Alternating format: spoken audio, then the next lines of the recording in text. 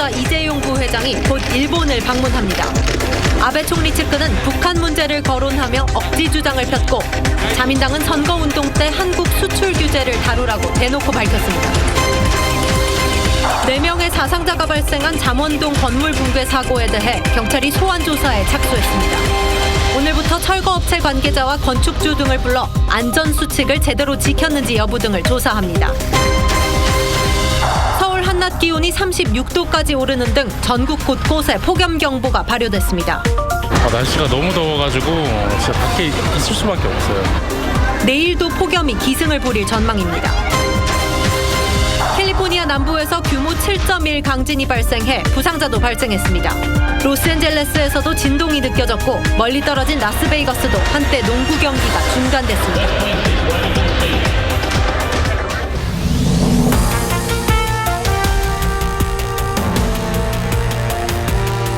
시청자 여러분 안녕하십니까? 뉴스7 시작합니다.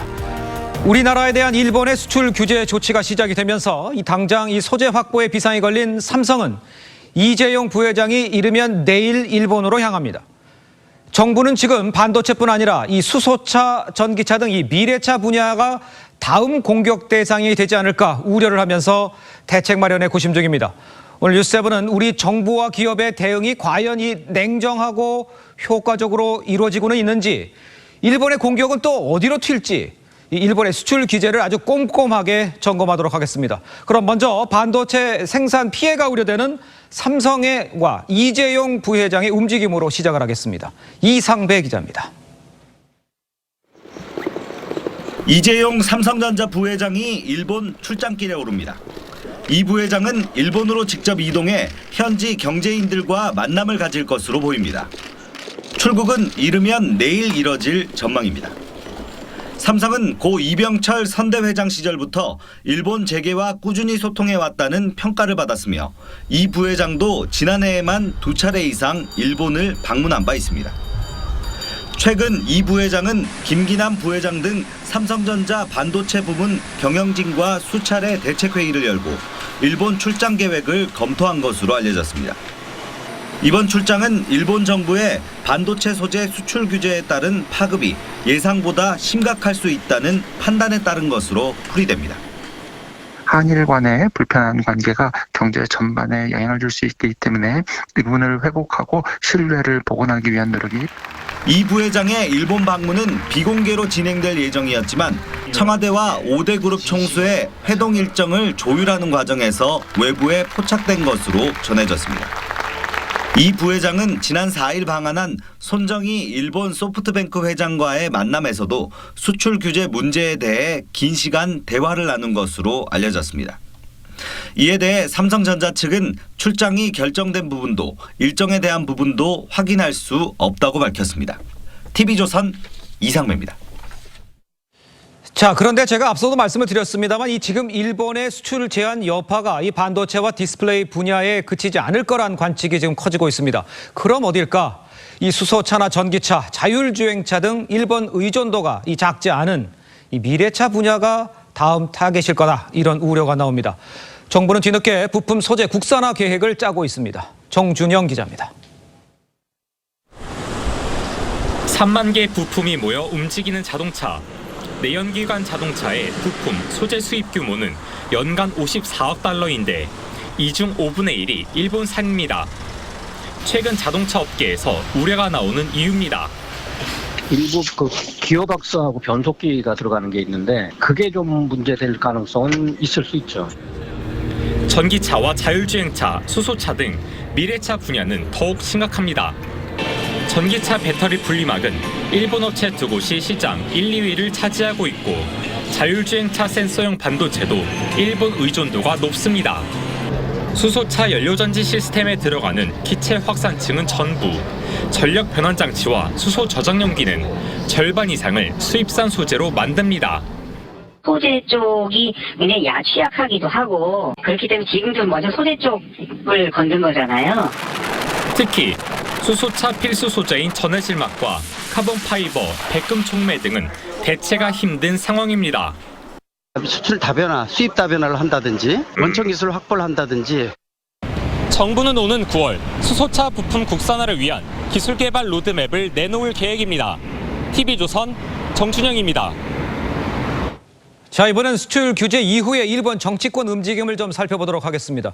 일본 자민당이 최근 한국 수출을 규제한 품목이 북한의 화학무기 제조에 쓰일 수 있다, 이런 주장을 폈습니다. 자, 이쯤 되면 속마음 아주 그대로 드러낸 거다, 이렇게 볼 수가 있을 텐데, 이번 수출 규제 조치를 곧 있을 참의원 선거 전략으로 활용하겠다는 의도도 아주 그대로 드러냈습니다. 박소영 기자입니다. 일본 집권자민당이 한국에 수출한 화학물질이 군사적 목적으로 사용될 수 있다면서 규제 강화의 정당성을 강조했습니다. 아베 총리 최측근인 하기우다 고이치 자민당 간사장 대행은 화학물질의 행선지가 어디인지 알 수 없는 사안이 발견됐다며 수출을 규제하는 것은 당연하다고 주장했습니다. 또 다른 간부는 화학무기 생산에 쓰이는 에칭가스 발주가 대량으로 들어왔지만 수출 후 행방이 묘연해졌다고 말했습니다. 화학물질의 행선지가 북한이라는 주장입니다. 후지뉴스 네트워크도 경제산업성 간부의 말을 인용해 문재인 정부 들어 화학물질 관리에 관한 한일 간 대화가 이루어지지 않고 있다고 보도했습니다. 이런 가운데 자민당은 수출 규제 강화 조치를 선거 전략으로 활용하겠다는 의도를 분명히 했습니다. 자민당은 참의원 선거에서 연설을 하거나 유권자를 만날 때 수출 규제 강화를 언급하라는 지침을 내놨다고 마이니치 신문이 어제 보도했습니다. 그러나 아베 내각 지지율은 51%로 직전 조사에 비해 2%포인트 하락했다고 요미우리 신문이 전했습니다. TV조선 박소영입니다. 자, 이런 상황에 우리 정부는 일본의 무역 보복에 아주 긴박하게 움직이고 있습니다. 오늘 이낙연 국무총리는 관계부처 장관을 비상 소집했습니다. 하지만 이 뾰족한 대안은 찾지 못하는 분위기입니다. 다음 주에 문재인 대통령이 어떤 메시지를 내놓을지가 관심입니다. 우리 정부 움직임은 황정민 기자가 전하겠습니다. 이낙연 총리가 오늘 오전 홍남기 경제부총리와 성윤모 산업통상부 장관, 강경화 외교부 장관 등을 총리실로 소집했습니다.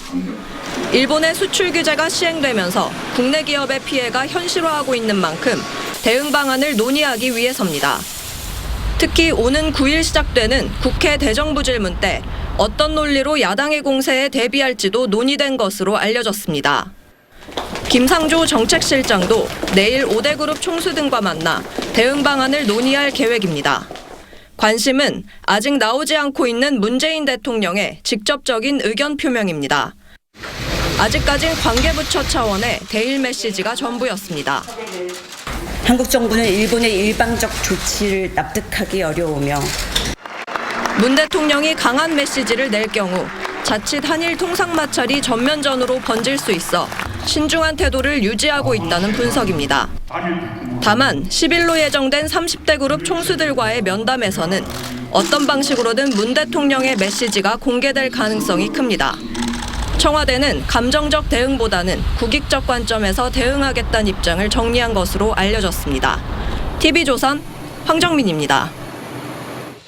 차기 법무장관으로 거론되는 조국 청와대 민정수석이 최근 자신을 둘러싼 각종 의혹에 대한 해명 자료를 일부 여당 의원들에게 보낸 것으로 알려졌습니다. 아직 공식 지명도 안 됐는데 벌써 청문회를 준비하느냐, 이런 말이 나옵니다. 김정우 기자입니다.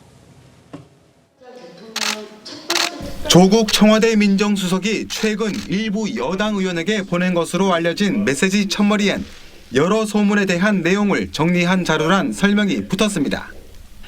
논문 표절이 많다는 소문에 대해선 일부 매체와 인사들의 제소에 대학은 이렇게 판정했다며 관련 링크를 첨부했습니다.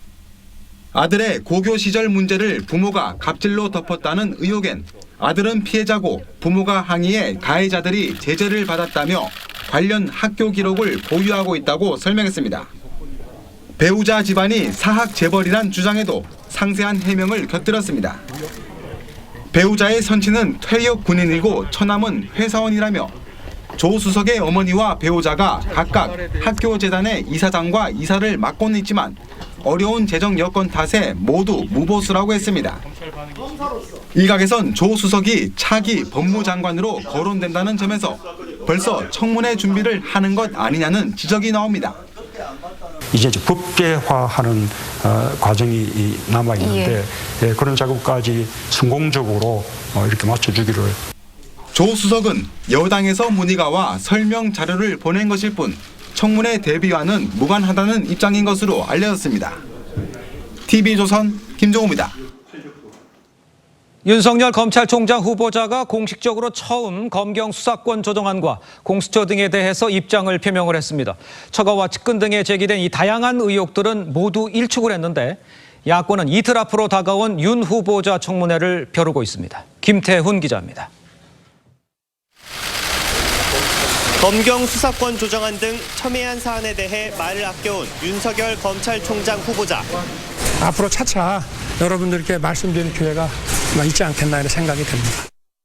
윤 후보자는 어제 국회에 제출한 1,410쪽 분량의 서면 질의 답변서를 통해 수사권 조정의 최종 결정은 국민과 국회의 권한이라며 공직자로서 국회의 결정을 존중하겠다고 밝혔습니다. 다만 형사사법 시스템은 한치의 시행착오가 있어서는 안 된다며 구체적인 조정 방법에 대해선 신중한 모습을 보였습니다. 공수처에 대해선 원론적으로 국회의 결정을 존중하겠지만 부정부패 대응 능력의 총량이 약화해선 안 된다며 검찰 특수수사 필요성을 우회적으로 표시하기도 했습니다. 적극적으로 설명하신 아내의 비상장 주식 거래와 장모의 사기 의혹, 측근 관련 의혹 등은 단호하게 부인했습니다. 아내가 기획한 전시회에 총장 후보자 지명 직전 기업 협찬이 갑자기 늘어났다는 의혹도 사실 무근이라고 밝혔습니다. 자유한국당은 여전히 해명이 충분치 않다며 자진 사퇴를 요구하고 있습니다. 수신 제거를 제대로 하지 못한 데 대해서 또 이런 의혹을 초래한 데 대해서 책임을 지고 후보자를 사퇴하기 바랍니다. 모레로 다가온 검찰총장 청문회. 정치권의 청문 전쟁을 예고하고 있습니다. TV조선 김태훈입니다. 자, 윤석열 검찰총장 후보자 청문회 이 관전 포인트 이 정치부 홍혜영 기자와 좀 더 자세히 짚어보도록 하겠습니다. 홍 기자, 윤 후보자가 이제 이틀 남았지만 국회에는 이제 답변서를 제출을 했잖아요. 근데 답변서를 읽어보면 윤 후보자가 좀 더 정치적으로 좀 보수적인 성향이 엿보인다. 이런 얘기가 있는데 왜 그런 겁니까? 야당 의원이 우리나라의 주적은 어디냐 이렇게 물었는데 윤 후보자가 이렇게 답변을 했습니다. 예. 대한민국의 주적은 휴전선을 사이에 두고 군사적으로 대치하고 있는 북한이라고 생각한다고 한 건데요. 국방부가 올해 초 발간된 국방백서에서 주적이란 단어를 아예 삭제한 걸 감안하면 예. 이 윤 후보자의 답변이 눈길을 끌 수밖에 없습니다. 네. 또 정경두 국방장관이 후보자 시절 같은 질문을 받고 총괄적으로 표현하는 개념이 필요하다면서 답변을 피했던 것과도 네. 대비되는 지점입니다. 그거 대비가 좀 되네요. 5.16에 대해서도 좀 답변이 나왔다는데 이거 좀 소개해 주시죠. 네, 역시 야당 의원의 질의였는데요. 네. 5.16이 쿠데타 내지 군사 정변이라는 의견에 공감한다면서도 다만 대한민국 역사에 남긴 의미는 다양한 견해가 있을 것이라고 여지를 뒀습니다. 네. 5.16 이후에 만들어진 경제적인 성과에 대해 높이 평가하는 일부 국민 정서를 감안한 발언이다. 이런 해석이 나오고 있습니다. 또 이석기 내란 음모 사건에 대해서도 대법원의 판단을 존중한다고 했고 헌법재판소의 통합진보당 해산 결정도 존중돼야 한다고 답했습니다. 예. 여권의 일반적인 시각과는 결이 좀 다른 입장들입니다. 예. 윤 후보자 스스로도 정치 성향을 묻는 질문에 급진적인 변화보다는 사회의 점진적인 변화를 중시한다 이렇게 답을 했습니다. 그렇군요. 자, 이번 그 윤 후보자 청문회가 황교안 대표의 청문회가 될 수도 있다 이런 얘기가 나오는데 왜 그런 얘기가 나오는 겁니까? 네, 윤석열 후보자가 국정원 국가정보원 대선 개입 의혹 사건 수사팀장이었을 때에 법무부 장관이 바로 이 자유한국당 황교안 대표입니다. 예. 더불어민주당은 황교안 대표의 수사 외압 의혹을 적극 제기할 계획인데요. 예. 2013년 당시 윤석열 후보자가 국회 국정감사장의 증인으로 나와서 했던 발언을 한번 들어보시겠습니다. 예, 한번 들어보죠. 저로서는 좀 불만이 있었지만 지시를 수용하겠다. 그러나 이렇게 외압이 들어오는 것을 보니 이거 수사해서 기소도 제대로 못하겠다 하는 판단이 들어서 네, 윤 후보자는 당시에 예. 황교안 장관의 외압이 있었느냐 이런 질문에도 무관하지 않다고 본다 이렇게 답을 했습니다. 네, 맞아요. 기억나요. 네, 황교안 대표가 청문회 증인으로 채택되지는 않았지만 여당은 이 문제를 제대로 짚고 넘어가겠다고 벼르고 있습니다. 예. 자, 이번에 그 청문회의 핵심인지 모르겠습니다만 증인 3명이 소재가 파악이 안 되고 있잖아요. 네. 이번 주말 사이에 어떤 이 변화가 좀 있을 수 있을 것 같습니까? 어떻습니까? 야당은 이 뇌물수수 의혹이 있는 윤모 전 용산 세무서장이 처벌받지 않은데 윤 후보자가 개입했다는 의혹을 집중적으로 파헤치겠다 이랬는데요. 예. 윤 전 서장이 윤 후보자와 골프를 친 정황이 있다면서 증인으로 채택을 했지만 여전히 주말에도 소재 파악이 안 되고 있는 상황입니다. 이 핵심 증인들이 출석하지 못할 가능성이 커지면서 윤석열 후보자에 대한 도덕성 검증이 쉽지 않을 거라는 분석이 힘을 얻고 있습니다. 그렇군요. 자, 홍혜영 기자 잘 들었습니다.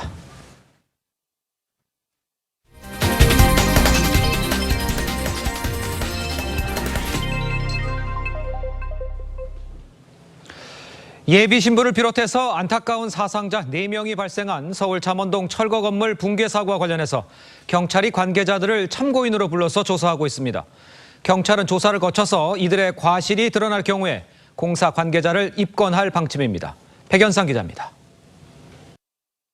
철거 중이던 건물이 뿌연 먼지와 바람을 일으키며 도로 쪽으로 무너져 내립니다.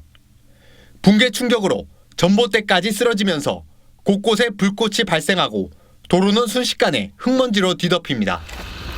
경찰은 4명의 사상자를 낸 철거 건물 붕괴 사고 관계자들을 우선 참고인으로 소환해 조사했습니다.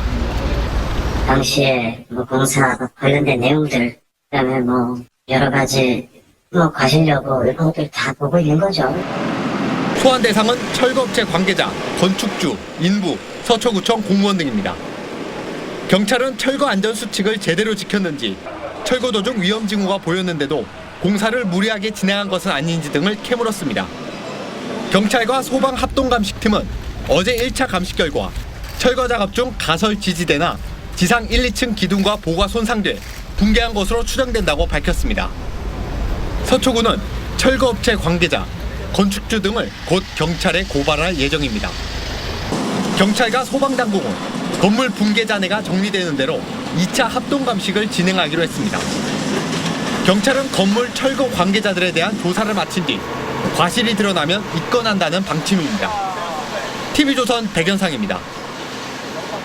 고속도로에 뛰어든 멧돼지 때문에 3중 추돌 사고가 발생해 1명이 숨졌습니다. 경남 김해에서는 5대 주택 화재로 잠자던 노 부부가 숨졌습니다. 사건 사고 소식 박건우 기자입니다. 고속도로에 멧돼지 한 마리가 쓰러져 있습니다. 승용차는 뒷부분이 완전히 부서졌습니다. 오늘 새벽 3시쯤 경부고속도로 충남 천안시 구간에서 51살 A씨가 몰던 승용차가 멧돼지를 받았습니다. A씨는 차에서 내려 사고 현장을 확인하다 뒤따르던 SUV와 6톤 화물차에 잇따라 부딪혀 숨졌습니다. 차량이 멧돼지도 한번 치면서 중심을 잃고 나와 있던 맨 처음에 쳤던 그 차량이랑 사람을 또 쳐요. 다세대 주택에서 불길과 연기가 치솟고 집안은 온통 시커멓게 불탔습니다. 오늘 새벽 1시 3분쯤 경남 김해시의 한 다세대 주택 4층에서 불이 났습니다. 잠자던 81살 김모 씨 부부가 숨진 채 발견됐습니다. 30대 아들은 불을 끄려다 실패했지만 무사히 탈출했습니다. 예, 아들이 방 쪽에 있는 베란다로 통해서 탈출한 그런 상황입니다. 오늘 아침 9시 10분쯤 경기 부천시의 한 주택 철거 공사 현장에서 공사용 가림막이 무너졌습니다. 무너진 가림막이 주차 차량 2대를 덮쳤지만 다행히 인명피해는 없었습니다. TV조선 박건우입니다. 자, 조금 전이었습니다. 우리 공화당이 이 광화문 광장에 천막 4개를 기습적으로 다시 설치를 했습니다. 서울시가 갖다 놓은 화분을 피해서 광화문 광장 북쪽에 설치를 했다고 합니다. 취재 기자를 연결하도록 하겠습니다. 윤재민 기자, 광장 안에 천막을 설치한 거죠? 네, 우리 공화당은 1시간 반 전쯤 광화문 광장에 천막 4개동을 기습적으로 다시 설치했습니다. 지금은 당원들과 보수단체 회원들이 광장 일대에서 집회를 진행하고 있습니다. 앞서 우리 공화당은 어제 저녁 8시 30분쯤 세종문화회관 앞에 천막을 기습 설치했습니다. 지난 금요일 도널드 트럼프 미국 대통령의 방안에 맞춰 청계광장을 일대로 천막을 옮긴 지 꼭 일주일 만입니다. 그 사이 서울시는 천막이 설치됐던 이순신 장군 동상 뒤편에 대형 화분 139개를 갖다 놨습니다. 천막을 다시 세우지 못하게 막는다는 취지였습니다. 하지만 공화당 조원진 대표는 광장에 아직 자리가 많다며 재진입에 문제가 없다고 말하기도 했습니다.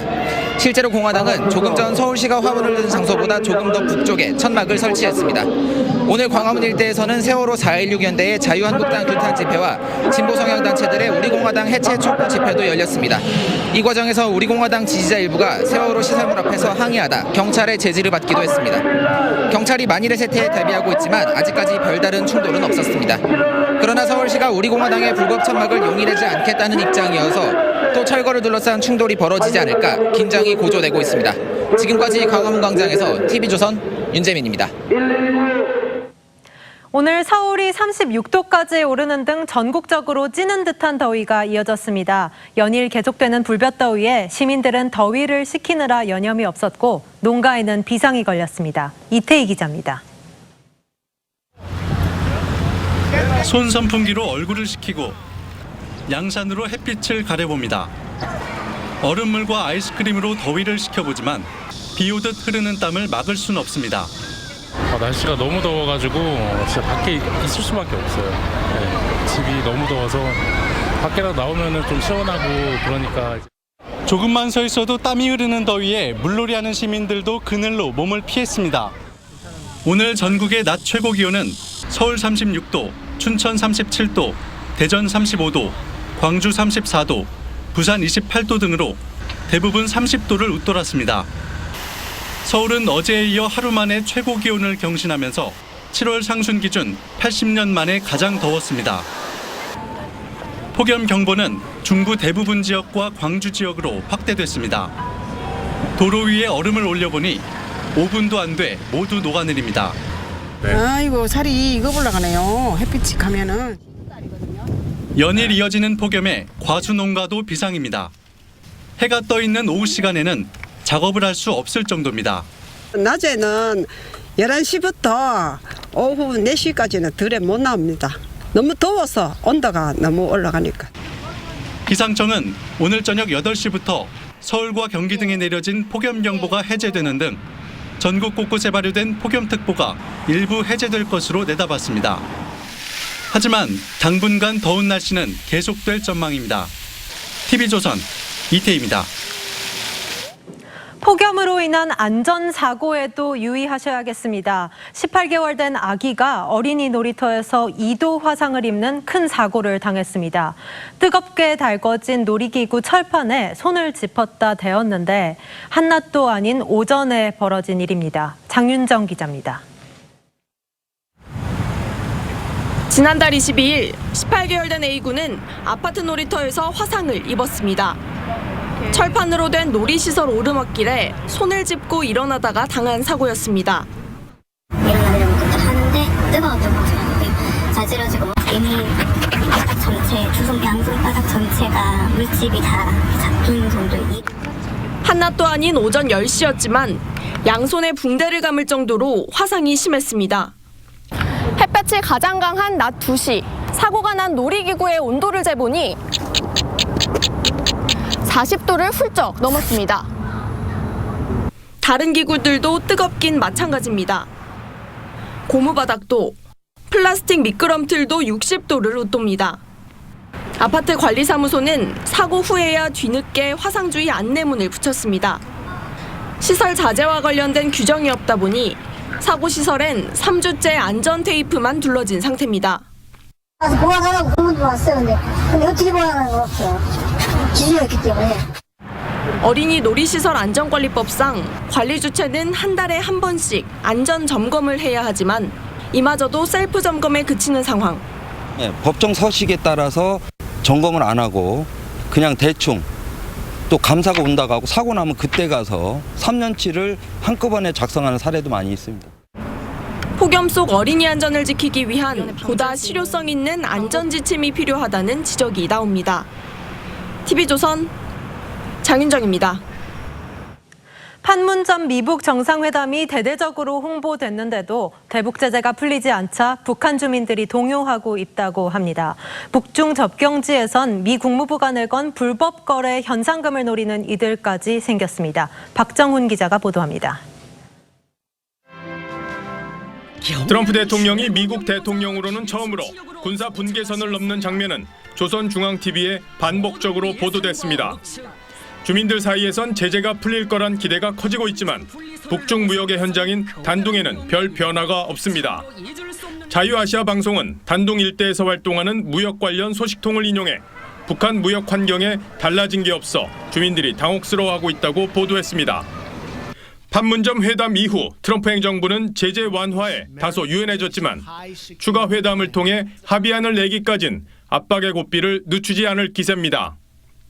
이 매체는 또 북한 당국의 선전에도 내부 분위기는 매우 혼란스럽다고 전했습니다. 이런 가운데 무역업자들 사이에선 불법 대북 거래를 신고하려는 포상금 사냥꾼들이 생겨나고 있다고 이 매체는 전했습니다. 유엔이 금지한 대북 거래를 신고할 경우 미 국무부가 우리 돈으로 60억 원 가까운 금액을 지급하는 정의를 위한 보상금을 노리고 있다는 겁니다. 당초 테러 분자를 잡기 위해 1984년 도입된 제도지만 국무부는 2016년부터 대북 제재의 틈새를 막는데도 이 제도를 활용해 왔습니다. TV조선 박정훈입니다. 네, 트럼프 미국 대통령과 민주당 유력 대선 후보인 바이든 전 부통령이 대북 정책을 놓고 설전을 벌였습니다. 바이든 전 부통령은 한 일도 없는 김정은 위원장에게 정통성을 부여했다고 공격했는데 트럼프 대통령은 자신이 아니었으면 북한과 전쟁이 났을 거라는 말을 반복했습니다. 신은서 기자입니다. 오바마 행정부에서 부통령을 지낸 조 바이든은 트럼프 대통령이 김정은 국무위원장을 끌어안아 한미동맹을 약화시켰다고 비판했습니다. He gave Kim everything that he wanted, legitimacy. He hadn't done a thing. He hadn't done a thing. Kim Jong-un. 한미 방위 태세를 강화하겠다며 북한의 핵 포기 없이 제재 해제는 없다고 강조했습니다. 트럼프 대통령은 민주당 유력 후보의 공격에 오바마 정부 당시 대북 정책이 엉망이었다고 맞받았습니다. 오바마 집권 시기에 김 위원장에게 여러 번 만남을 제안했다가 거절당했다고도 했습니다. 억류자 귀환 등 자신의 업적을 내세우면서 앞으로를 지켜보자고 했습니다. And now the relationship is a good relationship. We'll see what happens. But as sure as you're there, you're going to end up in a war with North Korea. 일본 아사히 신문은 지난 미북 정상의 판문점 회동은 트럼프 대통령이 김 위원장에게 친서를 전달할 당시 미리 의사를 타진했고 트럼프의 트윗에 북한이 신속히 응하면서 성사됐다고 전했습니다. TV조선 신은서입니다. 미국 캘리포니아에서 규모 6.4의 지진이 난 지 하루 만에 규모 7.1의 강진이 또 발생했습니다. 여진이 1,700번 넘게 이어지면서 주민들은 공포에 휩싸였습니다. 김지수 기자입니다. 수영장물이 넘칠 듯이 출렁이고 천장 샹들리에가 이리저리 흔들립니다. 현지 시간 5일 미국 캘리포니아주에서 규모 7.1의 지진이 발생했습니다. 하루 전 규모 6.4 지진이 났던 리지크레스트에서 17km 떨어진 지점입니다. 사람이 다치고 화재가 났습니다. 건물 파손 신고도 잇따랐고 일부 지역은 정전됐습니다. 지진 여파로 라스베이거스에서 열린 프로농구 경기가 중단됐고 LA 다저스 구장에서 야구를 보던 팬들이 깜짝 놀라는 모습이 카메라에 잡혔습니다. 이번 지진은 네바다주 라스베이거스와 멕시코에서도 감지될 만큼 강력했습니다. 지질학자 루시 존스는 7.1 지진이 본진이고 하루 전 6.4 지진은 전진이라고 설명했습니다. A magnitude 7 usually has aftershocks that last for years. Yeah, so the expectation is we're going to have aftershocks tonight. It's going to continue on. 여진이 1,700번 넘게 이어지면서 주민들이 불안에 떨고 있습니다. TV조선 김지수입니다. 네, 놓치면 아쉬운 더하기 뉴스 시간입니다. 이채연 기자와 함께하겠습니다. 자, 더하기 뉴스 첫 번째 키워드 보겠습니다. 아이스크림 핥다가 징역형, 아니 왜 징역형까지 위기에 처했다는 거예요? 네, SNS에 퍼진 영상인데요. 한 여성이 냉동고에서 아이스크림 뚜껑을 열어서 핥은 뒤 네. 다시 넣어둡니다. 아이고. 동영상을 찍은 남성이 핥아보라, 다시 집어넣으라 이렇게 말하는 소리도 들리는데요. 예, 소비자도 황당하겠지만 회사도 가만히 있지 않을 것 같아요. 아, 예, 그렇습니다. 아이스크림 회사 측은 텍사스주에 있는 월마트에서 벌어진 일이라며 경찰에 바로 신고를 했습니다. 네. 또 문제의 아이스크림은 팔리지 않았다며 소비자 불안을 없애기 위해 그 냉동고에 있던 모든 아이스크림을 폐기했습니다. 아, 그런데 그 아까 화면에 나왔던 그 여성은 잡혔습니까? 아직 아닙니다. 예. 미국 경찰은 여성의 신원을 파악하고 추적을 하고 있습니다. 텍사스 경찰은 이번 사건을 중죄로 처리하겠다고 발표를 했는데요. 붙잡히면 2급 중범죄에 해당돼 최소 징역 2년에서 20년까지 선고될 수 있다고 합니다. 어이구, 큰 일이네요. 자, 두 번째 키워드 보겠습니다. 기내난동 실형의 2억 배상. 와, 이거 엄청난 처벌이네요.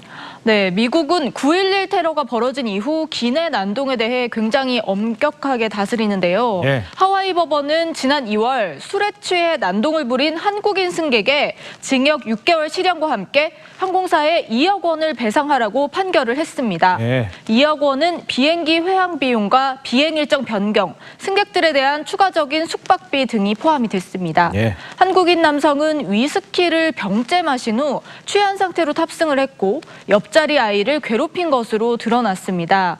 이를 막는 승무원에게는 고함을 지르고 달려들기도 했습니다.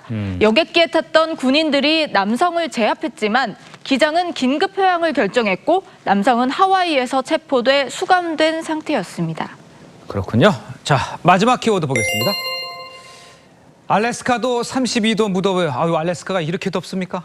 네, 가족들이 물가에서 더위를 식히고 있는 이 사진 보시죠. 예. 이곳은 북극 바로 밑에 있는 알래스카 최대 도시 앵커리지에 있는 호숫가입니다. 오호. 한낮 기온이 32.2도까지 치솟자 주민들이 호수로 몰려 나왔습니다.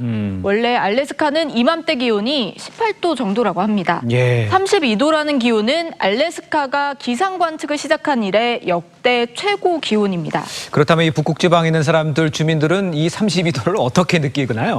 네, 알래스카 주민들은 당연히 더위에 익숙하지 않아 심한 고통을 받고 있다고 합니다. 알래스카에서 열린 3km 산악 마라톤도 선수들이 중도 포기하거나 기권하는 사례가 속출했다고 하고요. 개썰매 경주대회도 취소가 됐다고 합니다. 이상 고온 현상이 북극 지방까지 뒤덮고 있어 올여름 정말 걱정됩니다. 그렇겠군요. 지금까지 이채연 기자였습니다. 잘 들었습니다. 감사합니다. 주말인 오늘 전국의 강과 바다는 폭염을 피하려는 피서객으로 북적였습니다.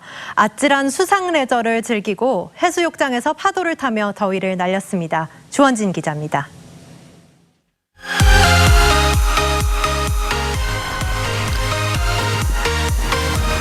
제트보트가 강물을 가르며 내달립니다. 빠르게 달리다 급회전을 하고 달리던 속도 그대로 물속으로 잠수까지 합니다. 아찔한 쾌감에 더위마저 사라집니다. 너무 시원해요. 좀 열기가 물에 닿으면서 다 살을 녹는 느낌? 하나도 안 더워요, 지금 느낌. 3m 높이에서 미끄럼틀을 타고 점프도 하며 피서를 즐깁니다. 시민들은 놀이기구를 타고 시원한 강바람에 맞으며 잠시나마 더위를 이겼습니다. 너무 재밌어요. 휴가 나왔는데 너무 재밌네요. 진짜 이 날씨 오기 좋은 것 같아요. 해수욕장도 인파로 가득합니다. 튜브를 타고 아이와 손을 잡고 밀려오는 파도 속에서 해수욕을 만끽합니다. 시원한 바닷바람에 낮 기온은 25도에 머뭅니다. 바다라서 그런지 바람이 부니까 햇볕은 좀 비쳐도 훨씬 시원하고 좋은 것 같고요. 그리고 애기들이 또 좋아하니까 나오니까 좋은 것 같습니다. 한강공원에도 더위를 피해 나온 시민들의 발길이 이어졌습니다. 시원한 물이 있고 발을 담그니까 몸도 시원해지는 것 같고 시원한 바람도 맞으니까 기분도 상쾌해지는 것 같고 그렇습니다. 폭염이 기승을 부린 7월의 첫 주말, 시민들은 오늘 하루 피소 명소를 찾아 잠시나마 더위를 잊었습니다. TV조선 주원진입니다. 현대사회의 허상과 모순을 꼬집는 미술 전시회가 다양하게 열리고 있습니다. 좀 더 강렬하게 이미지를 전달하기 위해 글자만을 사용하거나 사진과 컴퓨터 그래픽을 섞은 독특한 방법이 눈길을 끕니다. 최윤정 기자입니다. 트럼프 대통령 얼굴에 루저라는 단어를 쓰고 흑백 여인의 이미지에 당신의 몸은 전쟁터다라는 텍스트로 낙태 합법화를 강조한 포스터. 40년간 글자와 이미지만으로 현대사회의 모순을 비판해온 바버라 크루거가 아시아 최초로 한국에서 전시회를 열었습니다. 이번 전시회는 한글로 만든 작품도 있습니다. 한글 8글자로 한쪽 벽면을 가득 채운 이 작품은 높이가 6m에 달합니다. 너비 30m의 대형 전시실을 흑백의 텍스트로 가득 채운 작품은 압도적인 이미지로 권력과 욕망에 대한 통찰을 보여줍니다. 공간이 주는 압도감, 그리고 거기에다 큰 텍스트가 있어서 이 메시지가 무엇을 말하는구나. 사진인지 회화인지 모를 독특한 작품으로 디지털 세상의 허상을 꼬집는 전시회도 열렸습니다. 형형색색의 배너를 몸에 두르고 포효하는 이 작품에는 러브, 프리덤 등 전통 가치를 뜻하는 단어를 넣었는데 디지털 시대에 역설적으로 전통적인 가치의 소중함을 강조합니다. 수많은 정보가 범람하고 있는 이러한 시대에 우리에게 진정으로 필요한 것은 무엇이고 그리고 올바른 소통이란 과연 무엇인가라는 글자와 디지털 기술로 현대사회를 꼬집는 작가들. 현대미술의 새로운 흐름을 주도하고 있습니다. TV조선 최윤정입니다.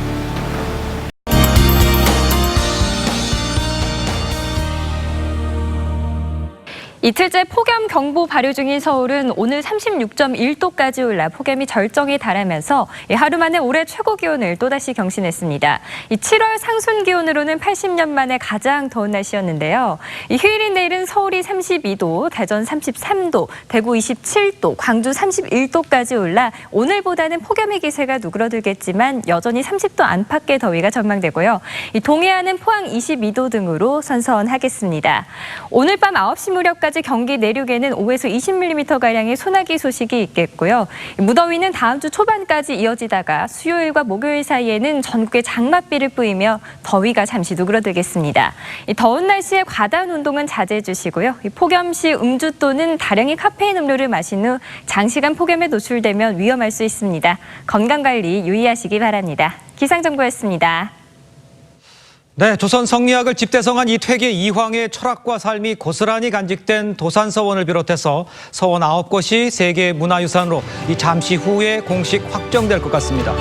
이 단순히 건축 개념이 아닌 우리 어리기 뜬 곳임을 세계가 인정한 건데 우리나라 14번째 세계유산 등재입니다. 대한민국의 자부심을 느낄 수 있는 이 문화유산, 휴가 때 이 가족과 함께 보고 느껴보시면 어떨까 싶습니다. 네, 이상으로 뉴스7 마칩니다. 저희는 내일 다시 찾아뵙겠습니다. 시청해주신 여러분 고맙습니다.